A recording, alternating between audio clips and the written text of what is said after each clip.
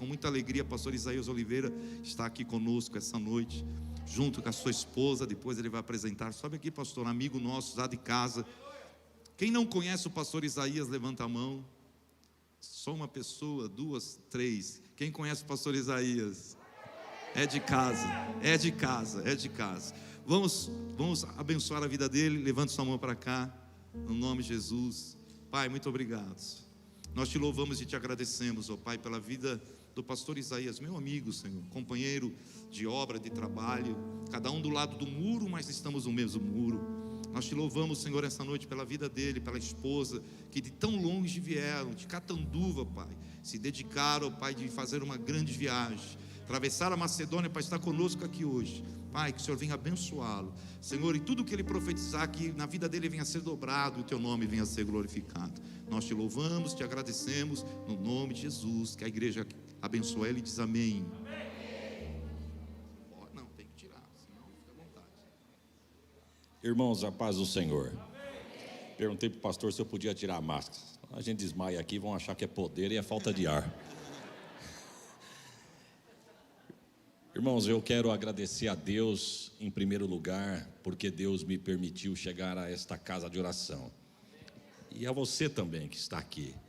Eu quero agradecer a Deus porque eu confesso aos irmãos que estava tão distante da minha mente quando que eu poderia estar no altar de uma igreja. Não que eu não estivesse, porque estamos na nossa ali, mas na igreja de um amigo, como os irmãos, por exemplo, diante da situação que estamos passando, o mundo está passando.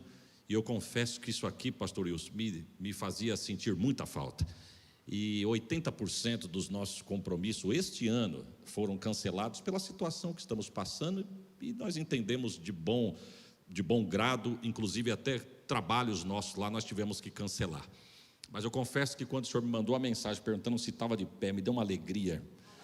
Eu falei, puxa vida, eu vou subir num púlpito da igreja de um amigo para poder pregar a palavra. Quero agradecer a Deus, viu, pastor Wilson? O senhor não sabe como o senhor alegrou a minha...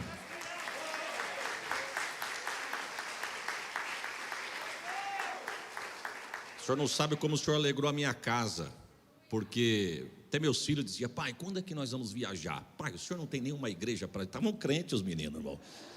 E quando eu disse, nós vamos para Santo André, ficaram felizes. Eu peguei a estrada 400 quilômetros, mas eu vim contente. Muito obrigado, viu, pastor? Deus abençoe o senhor, a pastora, aos obreiros. Deus abençoe a todos. Minha esposa que hoje está comigo, a irmã Sheila. Estou feliz por estar aqui, de verdade. Quero cumprimentar aos irmãos que estão me assistindo de outro auditório. Você que está na sua casa, que a bênção de Deus te alcance nesta hora. Eu vindo para cá, eu recebi uma mensagem do Denis Micael, lá de Pirassununga. Ele disse, pastor, manda um abraço para aquela igreja, para o pastor Wilson. Eu e minha esposa, nós estamos conectados. O senhor foi longe, lá em Michigan, lá não sei aonde, mas em Pirassununga tem um povo lá também. Eu estou feliz, é um prazer poder estar com os irmãos. Vamos a um texto, Salmos de número 46. É um texto conhecido, mas eu tenho certeza que Deus tem uma palavra para os nossos corações aqui nesta noite. Salmos de número 46.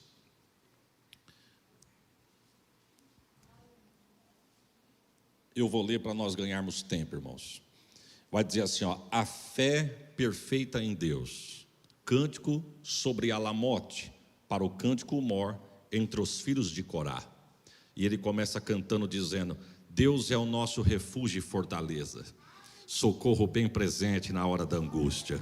Pelo que não temeremos, ainda que a terra se mude, ainda que os montes se transportem para os meios dos mares, ainda que as águas rujam e se perturbem, ainda que os montes se abalem pela sua braveza. Há um rio cujas correntes alegram a cidade de Deus, o santuário das moradas do Altíssimo. Receba isso, irmãos. Deus está no meio dela, não será abalada. Deus ajudará ao romper da manhã. As nações se embraveceram, os reinos se moveram, mas ele levantou a sua voz e a terra se derreteu. O Senhor dos exércitos está conosco, o Deus de Jacó é o nosso refúgio. Vinde contemplai as obras do Senhor, que desolações tem feito na terra. Ele faz cessar as guerras até o fim da terra. Quebra o arco, corta a lança, queima os carros no fogo. Aquietai-vos e sabei que eu sou Deus. Serei exaltado entre as nações, serei exaltado sobre a terra. Receba o peso dessa palavra. O Senhor dos exércitos está conosco, o Deus de Jacó é o nosso refúgio. Já podia dizer amém, porque Deus já falou conosco na leitura. Receba o peso desta palavra. Tome assento em nome de Jesus. Irmãos, acredita-se que quem compõe este salmo foi o rei Ezequias. Se ele não foi o compositor do salmo, pelo menos ele louvou numa hora que ele precisou por demais. Salmos para nós, ele é lido, mas para o judeu é louvado, então são louvores. E a história vai dizer que esse salmo ele foi composto numa hora de uma grande adversidade. Diante de uma grande adversidade, acredita-se que foi composto esse salmo. Preste atenção, irmãos. Na hora da guerra, o texto vai dizer que um servo de Deus compõe um hino. Eu vou repetir. Na hora da guerra, o servo de Deus compõe um hino. Ou seja, para nós, guerra é para atacar, contra-atacar. Na hora da guerra é para se defender. Hora de guerra, desculpe dar a expressão, mas é a verdade, é para matar ou para morrer. Mas o crente é diferente. Deus chama o crente na hora da guerra e tem vitória que Deus, para dar para crente, Deus fala assim, você fala assim, o que eu faço diante desta guerra? Deus está dizendo, cante. Mas Senhor, estamos em guerra, Deus está dizendo, cante. Tem vitória que vem através do cântico. Tem vitória que vem através de uma lágrima nos olhos. Às vezes a guerra está tão grande que você não tem uma palavra de expressão nos lábios, mas a lágrima desce. Deus olha do trono a lágrima e diz, não, vou dar vitória. Mas pela lágrima. A lágrima rolou, vou fazer a vitória chegar. O cântico, na hora da guerra, Deus faz o crente louvar. Só crente faz isso, meu irmão. Isso é só para crente. Lembra de Josafá, quando estava sendo oprimido pelos seus inimigos? A história vai dizer que Josafá recorre a Deus e Deus dá uma estratégia para Josafá, que para nós na mente humana é incalculável. Deus fala para Josafá, Josafá, separe os soldados e os levitas, é o que eu vou usar nessa guerra aí. Quem sabe Josafá entendeu mais ou menos assim, Deus vai mandar os soldados na frente louvando, enquanto os levitas vêm atrás na retaguarda, ou melhor, os soldados na frente guerreando, enquanto os levitas vêm atrás na retaguarda louvando. Deus diz, não, coloque os soldados atrás observando e os levitas na frente louvando. Por quê? Porque nesta peleja não tereis que pelejar. Receba, ô glória. Deus está dizendo, um glória teu aqui, eu fecho a boca do leão lá. Um glória teu aqui, eu aplaco a fúria do mar na tua casa lá. Um glória teu aqui, eu visito o teu corpo e te dou saúde. Você pode dar um glória melhor do que esse que você deu? Receba através do louvor. E tem salmo, irmãos, tem uns salmos que são, todos os salmos, mas tem uns salmos que são terríveis. Os salmos, por exemplo, tem salmos que é chamado de salmos de lamentações. Que salmo é esse, pastor? O salmo que o salmista, quando foi compor, ele começou e acabou se lamentando. Por exemplo, o salmo de número 13, se não me falha a memória, o salmista vai dizer assim, Senhor, até quando, Senhor? Até quando tu ficará calado em prol desta minha causa? Ele está se lamentando. Salmo de número 22, o salmista vai dizer assim, fazendo a alusão do Messias, né? Meu Deus, por que me desamparaste? Salmo de lamentações. Mas tem salmos, que ele é também conhecido como salmo de lamentações, desculpe da minha expressão, mas tem uma cereja nesse bolo aí. Ele é salmo de lamentações com ações de graça. E qual que é a diferença? A diferença é que ele também começa se lamentando, mas no meio do cântico ele acaba agradecendo. Eu vou repetir, ele começa lamentando, mas ele acaba agradecendo. Começa lamentando, mas acaba agradecendo. Eu não sei como é que você entrou, mas eu sei como é que você vai sair. Oh, glória! Pode ter entrado lamentando, mas vai sair agradecendo. Salmo de número 3, por exemplo, é um salmo desse. O salmista vai dizer assim, Senhor, como se tem multiplicado os meus adversários? Está lamentando. São muitos os que se levantam contra mim. Muitos dizem da minha alma, não há salvação para ele em Deus. Sabe o que estavam dizendo do salmista? Nem Deus salva ele desta.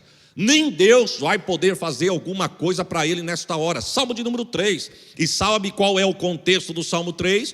Quando Davi foge de diante do seu filho Absalão. A história vai dizer que são poucos que ficaram com Davi. Mas Absalão fez e ganhou o coração do povo e se tornou um exército contra o pai. Quando o pai tem que fugir pelas costas dos montes das oliveiras para não morrer, aí o texto vai dizer que ele compõe esse salmo. Ele compõe o salmo 3, acredita-se que nesta hora ele também compõe o 4. Apesar de não estar na ordem crescente, acredita-se que ele compõe primeiro o 4, depois o 3. Ele sai da casa dele, no meio do percurso, ele para e diz assim: espera aí, eu vou cantar um hino aqui agora. Não, mas não é hora de cantar, é hora de fugir. Não, eu sou crente, Deus está mandando eu cantar. E ele começa: Senhor, como se tem multiplicado os meus adversários. São muitos que se levantam contra mim. Muitos dizem da minha alma: não há salvação para ele em Deus. Só que aí Deus cata o cântico de derrota e começa a transformar em vitória. Eu vou repetir porque é profético. Deus pega o cântico de lamento e começa a colocar cântico de vitória. Aí ele continua dizendo: mas tu, Senhor, és um escudo para mim, a minha glória e o que exalta a minha cabeça. Eu não terei medo de 10 milhares de pessoas, alamanaio, que se puserem contra mim ao meu redor. Levanta-te, Deus meu, exalta-me, Deus meu, porque tu vai quebrar o dente dos ímpios na boca. A salvação vem do Senhor e sobre o seu povo. Receba o peso desta palavra. A luta pode estar por aqui, mas Deus está dizendo: eu estou colocando um cântico novo na boca de crente hoje aqui.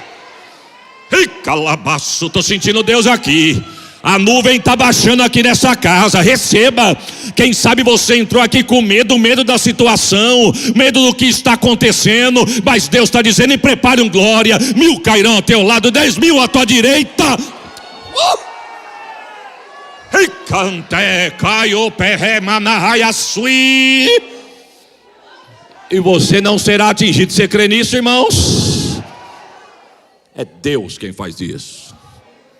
E voltando para o salmo de número 46, acredita-se que quem compôs esse salmo foi Ezequias. E Ezequias compõe esse salmo numa hora terrível, irmãos. Eu disse, só o crente que na hora da guerra consegue ter inspiração. Já vi Deus falar para vasos dele assim: estou te dando a vitória. Te vi quando tu rolou uma lágrima deitado com a cabeça no teu travesseiro. Mas tu já viu crente? Você já viu alguém vencer com a cabeça no travesseiro, irmão? Crente, só pode ser crente. Porque quem guerreia as nossas guerras não somos nós, é Ele. A hora do soldado, irmão, na hora da guerra o soldado tem que estar de prontidão. Já vi em círculo de oração da igreja da minha mãe, Deus usar profeta e dizer assim para alguém assim: tenho visto as tuas guerras, filha, mas também ouvi o teu clamor que tu fizeste debaixo do teu chuveiro. Mas hora de chuveiro é hora de guerra. Mas na hora do chuveiro, vai louvando, e o louvor, oh Jesus, oh glória. Quem sabe você está me assistindo da onde você estiver, e você está pensando: Senhor, o que eu faço? Deus está dizendo para alguém aqui: cante que o teu louvor vai movimentar o meu braço. Oh glória, estou sentindo Deus aqui. Deus está dando estratégia de guerra para alguém aqui. Você não vai discutir, você não vai brigar, você não vai enfrentar. Deus está dizendo: você vai cantando, eu vou agindo, tu vai louvando, eu vou fazer. Eita, glória! Mas voltando para o texto aqui, irmão, por causa do horário, o texto vai dizer que Ezequias nesta hora compõe o salmo, acredita-se, numa situação que ele está passando de afronta. E sabe quem é que está o afrontando? Senaqueribe. Tinha um nome o inimigo. O inimigo se chamava Senaqueribe. Mas primeiro, quem era Ezequias? Ezequias foi filho de Acaz. Acaz, o texto vai falar horrível dele. O texto vai dizer que ele fez o que era mal aos olhos do Senhor. O pai de Ezequias, o rei Acaz. A história vai dizer, irmãos, que ele foi ímpio. A história vai dizer que ele se desviou dos caminhos do Senhor. O texto diz que um dia ele entra na casa de Deus, chama os levitas e os sacerdotes e diz assim: ó, pode acabar com esse negócio de louvor e palavra aqui, acabou. Fecha a porta da casa de Deus e dispensa todo mundo, manda todo mundo embora. Não quero porta de casa de Deus aberta, muito menos levita e muito menos sacerdote aqui dentro. Acaz foi tão ímpio, tão perverso, que a história diz que ele oferece filho seu diante de altar de deuses pagão para ser queimado em sacrifícios a deuses pagão. A história nos diz que ele queimou incenso a outros deuses. Ele mandou fechar a porta da casa de Deus. Ele trocou o altar da casa de Deus. A história diz que quando ele vai visitar um outro rei ímpio, ele chega na casa do outro rei e vê um altar de pedra. Ele olha aquele altar de pedra e pergunta assim: que negócio que é esse aqui? Aí alguém diz assim para ele assim: é o altar do Deus dessa nação. Eu disse: mas eu achei bonito esse negócio, eu quero um negócio desse lá na minha terra. E alguém diz assim: mas onde o senhor vai mandar colocar? Na casa de Deus. E diz o texto que ele tira o desenho, manda para lá, e quando ele chega em Israel, o altar já está pronto. E alguém pergunta: rei, tem certeza que é para colocar na casa de Deus? Eu tenho certeza. Mas aonde é para colocar? Coloca no lugar do altar de Deus. E com o altar de Deus, o que eu faço? Não joga fora não, guarda ele, mas põe para o lado de fora. Altar de Deus para o lado de fora e o meu para o lado de dentro. Acás sabia que no altar de Deus ele não podia brincar. Acás sabia que no altar de Deus ele não podia falar o que ele queria. Altar de Deus tem limite, altar de Deus tem dono, altar de Deus tem fogo, oh glória. E aí o texto vai dizer que ele manda fazer tudo isso. O texto diz, irmão, que ele ainda manda separar pessoas que andavam no caminho do Senhor e maltratar essas pessoas. Ou seja, ele não queria ninguém que adorasse a Deus. Este foi Acás. Mas o texto vai dizer, irmãos, que na morte de Acás é levantado Ezequias. Ezequias, quando é erguido a rei no lugar do seu pai, uma das coisas que eu acho fantástico é que o texto vai dizer assim, ó: e fez Ezequias o que era reto aos olhos do Senhor, conforme foi seu pai Davi. Você entende isso, irmão? Mas espera aí, o pastor, o pai dele não era Acás? Sim. E por que falou de Davi? Davi era da linhagem, mas o pai era Acás. E por que ele não escolheu o pai? Ele escolheu o rei. Ele tinha tudo para dar errado. Ele tinha tudo para escolher o caminho errado, mas ele olhou entre o certo e o errado. Ele disse: não, entre o certo e o errado eu vou ficar com o certo. O texto não vai dizer: e ele foi como foi o seu pai Acás. Não, ele fez o que era reto aos olhos do Senhor, conforme Davi. Quero dar uma notícia: só erra quem quer, porque caminho da bênção está aberto também para quem quiser. Exemplo também tem para quem quer. Glória. O texto diz, irmãos, que ele fala assim, ó: vamos na casa de Deus. Quando chega na casa de Deus, primeira coisa que ele vê, a casa de Deus fechada. Não, porta da casa de Deus não é para estar fechada não. Porta da casa de Deus é para estar aberta. Mas é a pandemia, mas é para estar aberta. Mas é o vírus, mas é para estar aberta. Mas tem medroso, mas tem os corajosos que vai deixar a porta da casa de Deus aberta. Deixa eu abrir um parênteses aqui, irmão. Tem uns crentes que sumiu da igreja. Não aqui não, lá em Catanduva. 4 meses sem aparecer na igreja. Sumiu da igreja. E um dia eu no púlpito da igreja, Deus falou assim comigo: diga para a minha igreja que se eu não guardar, podem estar trancafiados dentro de casa, passa por baixo da porta, sobe as escadas, vai na cama e pega debaixo do cobertor. Receba. Irmãos, de 3 dos nossos que pegou, os 3 estavam longe da igreja. Verdade ou não é? 3 que pegou, longe da igreja, trancado dentro de casa. Não queria não, porque muita gente aglomerado, não dá para ficar perto não. Eu não sei nem porque a igreja está aberta. Os da igreja Deus guardou. E os debaixo da coberta? Foi visitar lá também. Se Deus não guardar a tua casa, meu irmão, profetiza o milagre de Deus e proteção. Receba esta palavra, eu estou profetizando. As estatísticas ainda estão dizendo algumas coisas contrárias, mas eu profetizo, nós não estamos presos nas estatísticas. Nós estamos diante da palavra daquele que está sentado no trono. O anjo do Senhor acampa ao redor dos que... Eita lá, manai! Oh glória!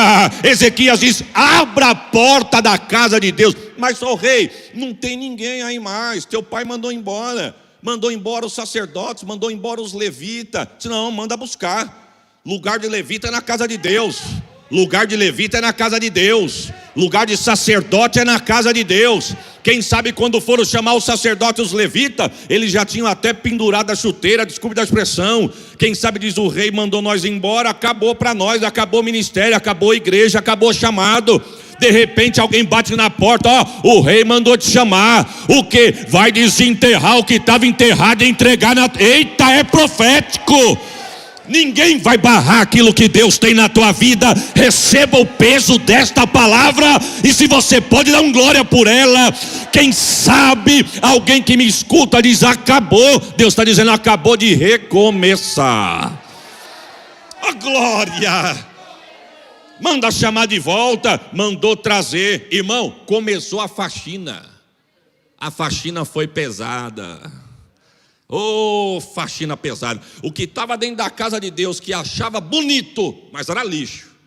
Quando Ezequias entrou dentro da casa de Deus, o texto vai dizer assim, que ele mandou jogar tudo fora. Só para vocês terem uma base, irmão. Foram 16 dias de faxina, de tanto lixo que a casa acumulou dentro da casa de Deus. 16 dias. O texto vai dizer que foram 8 dias para jogar fora o entulho e 8 dias para colocar no lugar o que estava fora do lugar. 8 dias para colocar fora o entulho e 8 dias para colocar no lugar o que estava fora do lugar. Quanto tempo vai levar, eu não sei, mas que Deus vai colocar a igreja dele no lugar. Mandou chamar o sacerdote, mandou chamar levita, enfim. E o texto vai dizer que foi um grande avivamento. Diga comigo, um grande avivamento. Mas alguém não gostou. E esse alguém tinha nome. Para nós, inimigo. Para Ezequias, Senaqueribe. O texto vai dizer, irmãos, que Senaqueribe se levanta contra Ezequias. E o texto diz que ele vem e acampa ao redor de Judá. Você entende o que é isso, irmão? O inimigo faz acampamento ao redor de Judá. Aí o texto vai dizer que quando Ezequias olha o rei Senaqueribe, o texto vai dizer, e viu Ezequias que o rosto de Senaqueribe era de guerra. Ou seja, ele viu o rosto, mas também talvez não a atitude do rei. Mas só de acampar em volta, só de cercar, o texto vai dizer que no rosto, o texto não vai dizer que Ezequias viu arma, o texto não vai dizer que Ezequias viu carros de guerra, cavalos de guerra, não vai dizer que viu escudo, viu lança, não, senhor. O texto vai dizer que só viu o rosto. O que isso quer dizer, pastor? Que Deus não deixou Ezequias nem envergonhado e muito menos confundido.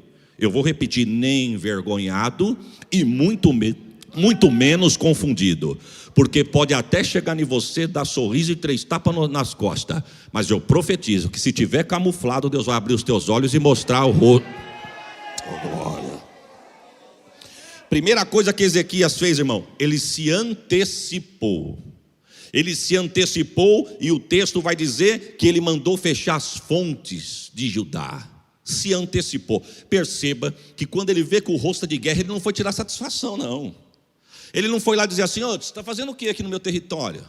Você está fazendo o que aqui em volta das muralhas da minha terra? Que você tá... Não, ele não foi discutir não foi trocar farpa não mandou mensagem para ninguém, não mandou mensagem no Instagram, não compartilhou em grupo, não, senhor. O texto vai dizer que ele se antecipou. Às vezes, irmãos, Deus está trazendo à tona o que está escondido, não é para você tirar satisfação, é para você se antecipar.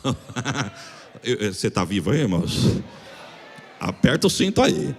O texto vai dizer que ele manda fechar as fontes. Tape as fontes de Judá. Por que o rei vai tapar? Porque o inimigo não precisa saber das minhas fontes. O inimigo não precisa saber da minha água, da pureza das fontes que Deus abriu para mim. Irmão, o texto vai dizer que ele manda fechar as fontes por alguns motivos. Dentre eles, ele pode envenenar a água, envenenar quem vai tomar da água. Segundo, ele pode jogar lixo na água e estragar a água da fonte. O que ele mandou fazer? Tampe as fontes e esconda, para que o inimigo não venha olhar e cobiçar as fontes. Ninguém precisa saber das suas fontes. Oh, Senhor, Deus te deu, é teu. Guarda o que Deus te deu, zele pelo que Deus te deu. O texto vai dizer que ele manda tapar as fontes. E sabe onde ele vai? Ele vai para a casa de Deus. E quando ele corre para a casa de Deus, o texto diz que os príncipes de Senaqueribe, lá do lado de fora da muralha, começou a gritar.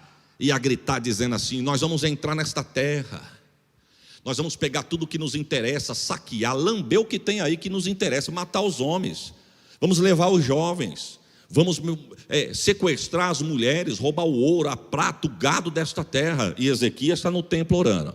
Aí o texto diz que os príncipes de Ezequias chamam os príncipes de Senaqueribe e fala assim, ei, não fala no nosso idioma não, fala no idioma de vocês. Por quê? Porque o povo aqui, se eles ouvirem o vosso idioma, o que vocês querem fazer no idioma nosso, eles vão ficar tristes, vão ficar preocupados, vão ficar perturbados, vão ficar agitados, vão ficar temerosos. Então fale no idioma de vocês, que nós temos gente aqui que traduz, e nós vamos levar a notícia para Ezequias. O inimigo diz: não, mas nós queremos assustar mesmo. E sabe quem ficou assustado, irmão? O texto não vai dizer que quem ficou assustado foi quem estava lá de dentro do muro. O texto vai dizer que quem ficou assustado foi quem estava em cima do muro. Os crentes de cima do muro olhou e falou: olha o que eles estão falando ali. E quis trazer notícia para quem estava dentro. Quem estava dentro, mas quem estava em cima do muro ficou com medo. Oh, glória. Eu não quero nem me esticar nesse assunto, mas percebe que esse ventinho que nós estamos passando, quem conhece, quem sabe quem está em cima do muro, percebe que ficou com medo, irmão? Percebe nisso? Os irmãos entendem isso? Ou é só em Catanduva que acontece essas coisas? E o texto vai dizer que ele escreve cartas e manda para Ezequias. Ezequias leva as cartas das afrontas de Senaqueribe no altar de Deus. E diz o texto que quando ele começa a apresentar, ele manda mensageiros ir lá falar com o profeta Isaías. Isaías não está em cima do muro, não. Isaías não está ouvindo por trás da parede o que os príncipes de Senaqueribe estão dizendo, não. Isaías não está anotando as afrontas do inimigo, não. Isaías estava na brecha, e quando chegou o pedido de socorro, Deus fala para o rei, manda o rei, fala para o rei ficar tranquilo e não temer. Aí a profecia é forte, irmão, porque pelo caminho que ele veio, ele volta. Ele não entra nessa terra, ele não vai jogar um dardo, ele não vai lançar uma flecha, mas está cercado, é que você está dentro da casa e você não está vendo. Isaías ia responder: mas aqui é o meu lugar, é dentro da casa, eu não quero saber o que está acontecendo lá fora, eu estou aqui adorando quem está mandando aqui dentro. É aqui dentro que tem resposta, e a resposta daqui de dentro é: ele não lança uma flecha, ele não lança um dardo, não vai usar escudo contra essa terra. E prepare um glória, pelo caminho que veio ele vai voltar.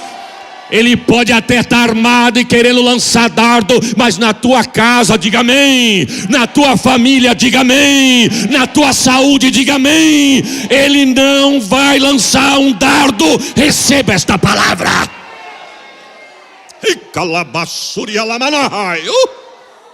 Oh, glória. Estou sentindo Deus aqui, irmãos. Eu não sei o que estava preparado para a minha casa. Eu não sei o que estava preparado contra a minha vida e a minha família. Eu não sei o que estava preparado contra a tua. Mas eu tenho uma notícia: não cai um dardo na tua terra, não cai uma flecha na tua terra. Se prepare, meu irmão. E pelo caminho que o mal veio, ele vai voltar. Oh, glória.